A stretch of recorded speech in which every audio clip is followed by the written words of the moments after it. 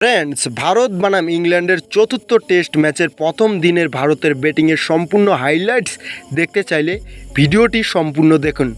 England আর ভারতের মধ্যে এই টেস্ট সিরিজে ভারত 2-1 ব্যবধানে পিছিয়ে রয়েছে, কিন্তু প্রথম দিনের খেলায় ইংল্যান্ড টসে জিতে ফিল্ডিংয়ের সিদ্ধান্ত নেয় আর ভারতের দুই ওপেনার ব্যাট করতে আসে, যশস্বী জয়সওয়াল এবং কেএল রাহুল। ইংল্যান্ডের হয়ে প্রথম ওভারে বল করতে আসে ক্রিস ওয়াকস। 5টি বল তো ভালোই করে, কিন্তু ক্রিস ওয়াকসের লাস্ট বলটি যশস্বী জয়সওয়ালের ব্যাটের এজ লেগে যায় আর 2টি স্লিপের মাঝখান দিয়ে বলটি চলে যায় বাউন্ডারি লাইনের বাইরে।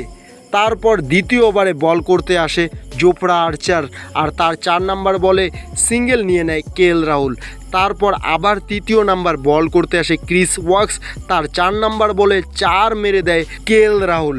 তারপর বল করতে আসে জোফরা আর্চার, সেই ওভারে 1 রান দেয়, কিন্তু এরপরে 5 নাম্বার ওভার করতে আসে ক্রিস ওয়াকস। সেই ওভারের প্রথম বলে যশস্বী জয়সওয়াল একটি দুর্দান্ত ফুল শট খেলেন আর সেই বলটি চলে যায় বাউন্ডারি লাইনের বাইরে। ইংল্যান্ডের বোলারের দুর্দান্ত পেস এবং সুইংয়ের সামনেও দুর্দান্ত ব্যাটিং করতে থাকে কেএল রাহুল এবং যশস্বী জয়সওয়াল। ভারতের স্কোর দাঁড়ায় প্রথম 10 ওভারে 27 রান, 0 উইকেট।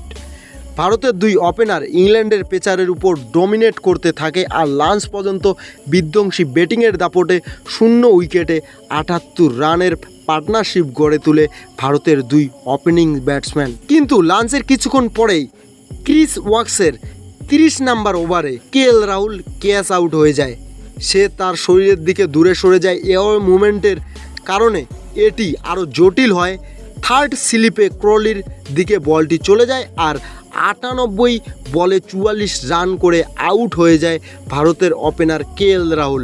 তারপর 1 ডাউনে ব্যাট করতে আসে সাই সুদর্শন এবং যশস্বী জয়সওয়াল। সাই সুদর্শনের ভালোই টেস্ট নিতে থাকে ইংলিশ বোলাররা, কিন্তু যশস্বী জয়সওয়াল তবুও আক্রমণ চালিয়ে যাচ্ছিল।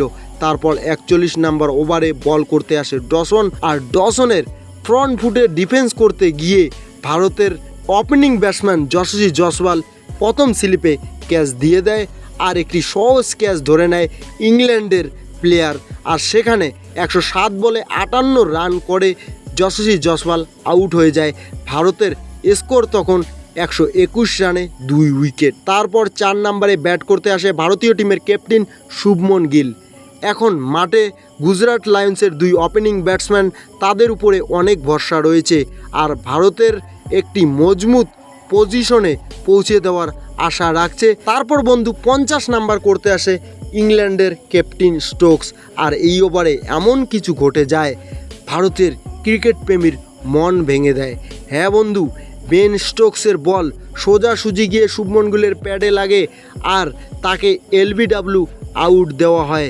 গিল সেটা রিভিউ করে, কিন্তু 3টি রেড দেখা যায় আর গিলকে যেতে হয় প্যাভিলিয়নে। ভারতের অধিনায়কের বড় উইকেট পেয়ে ইংল্যান্ড খুব খুশি হয়ে যায়। শুভমন গিল 23 বলে 12 রান করে আউট হয়ে যায়। তখন ভারতের স্কোর 145 রান, 3 উইকেট। তারপর ব্যাট করতে আসে ঋষভ পান্থ। টেস্ট ক্রিকেটের মহারাজা ঋষভ পান্থ আর সাই সুদর্শনের দুর্দান্ত পার্টনারশিপ তৈরি হয় আর এই দুই ব্যাটসম্যান ইংল্যান্ডের বোলারদের উপর আক্রমণ করতে থাকে, কিন্তু ঋষভ পান্থের পায়ে চোট লেগে যায়। হ্যাঁ বন্ধু, ঋষভ পান্থের পায়ে চোট লাগার কারণে তিনি রিটায়ার হার্ড আউট হয়ে যান। তিনি বিধ্বংসীভাবে ব্যাট করছিলেন ইংল্যান্ডের এগেনস্টে চতুর্থ টেস্ট ম্যাচে, কিন্তু পায়ে চোট লাগার কারণে তিনি রিটায়ার হার্ড আউট হয়ে যান।